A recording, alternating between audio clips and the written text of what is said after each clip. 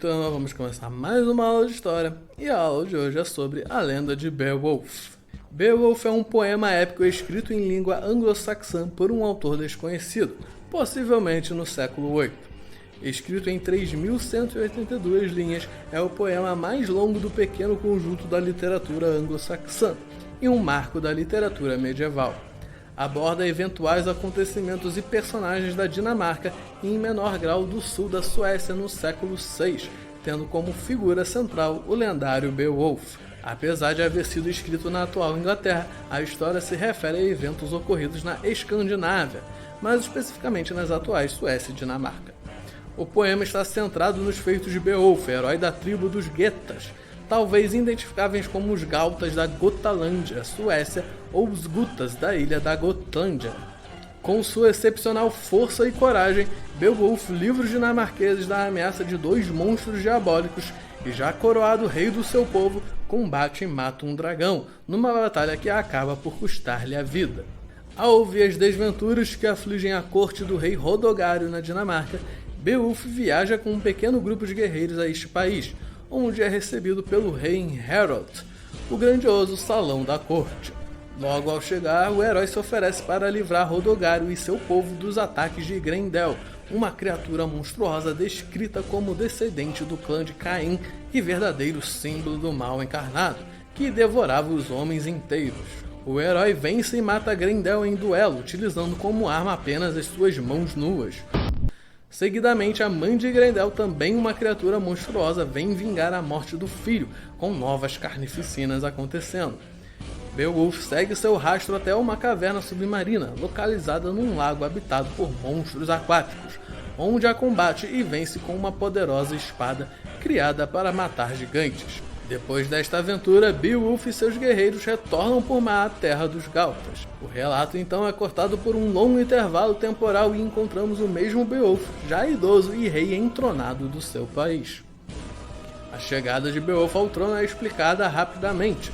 O rei Hygelac morreu numa batalha contra os Frisios, sendo sucedido por seu filho Hedred.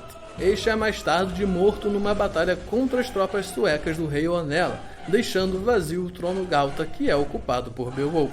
50 anos após ser entronado, Beowulf necessita livrar seu reino de um dragão que fora despertado por um servo que roubara uma taça do seu tesouro ancestral, guardado sob a terra numa mamoa, um monte funerário feito pelo homem. Beowulf, munido de uma espada, e a espada que reza a lenda é Excalibur, que retornou de Avalon e ficou com um formato diferente, e também de um escudo de ferro. Ele entra na caverna onde se encontra o tesouro e o dragão cuspidor de fogo, travando com ele uma feroz batalha. Wiglaf, o mais fiel de seus guerreiros, entra na caverna e ajuda o rei a matar a criatura, derrubada por uma estocada fatal de Beowulf. Esta termina sendo a última aventura do herói, que morre devido às terríveis feridas causadas pelo monstro. O poema termina com o funeral de Beowulf, que é enterrado com o tesouro num monte junto ao mar, de onde os navegantes a pudessem ver. O poema reflete a época violenta em que foi escrito, cheio de sangrentas batalhas, em que os valores mais estimados são a honra, a coragem e a fortaleza. Outro valor central na época e refletido no texto é a lealdade e respeito entre os guerreiros vassalos e seu rei. Em recompensa pelos serviços prestados pelos seus guerreiros, o soberano lhe oferece riqueza, joias, ouro, armas, cavalos e terra. No poema, Beowulf demonstra frequentemente sua extrema lealdade ao rei dinamarquês Hroðgar e os reis Gauta, Hygelac e Hedred. Vários personagens, tribos e acontecimentos do poema revelam que o relato se passa no século VI. Personagens semi-lendários como os reis Hroðgar e Hygelac aparecem em crônicas e sagas escandinavas, e a batalha contra os Frisios em que morre Hygelac é possivelmente histórica, coincidindo com uma batalha travada no ano de 516, referida por Gregório de Tours. Beowulf, porém, deve ser visto como um poema criado para o entretenimento e não como uma crônica histórica. Na época dos eventos narrados no poema, os povos escandinavos ainda eram politeístas, mas o texto contém algumas referências à Bíblia e a Jesus Cristo, sem dúvida pelo fato de que os escribas já eram cristãos. Muitos aspectos da narrativa são, porém, mais condizentes com valores germânicos pagãos. Beowulf entra nas suas batalhas convencido de que não é apenas sua capacidade que decide o resultado, mas também a força sobrenatural do destino. um aspecto típico das sociedades germânicas guerreiras da época. Em outros trechos, porém, o narrador atribui o resultado favorável das batalhas à vontade de Deus. O único manuscrito de Beowulf escrito por volta do ano 1000 é a parte de um códice maior denominado de Cotum Vitellius e conservado atualmente na Biblioteca Britânica, em Londres. Sabe-se que este códice quase se perdeu em 1731, quando a biblioteca onde se encontravam a Cotton Library incendiou-se.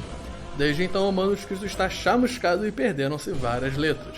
O primeiro acadêmico a estudar o manuscrito foi o islandês Grimur Johnson Torkellen, que a partir de 1786 começou a transcrever o texto, publicando seus resultados em 1815.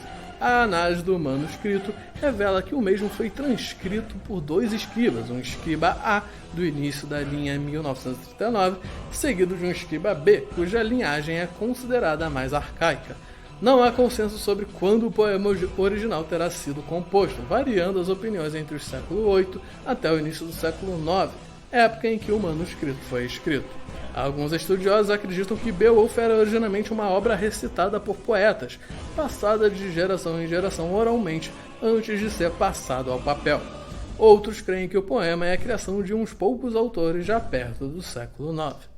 Então é isso, turminha. Terminamos a aula de hoje. Tchau, tchau. E lavem as mãos.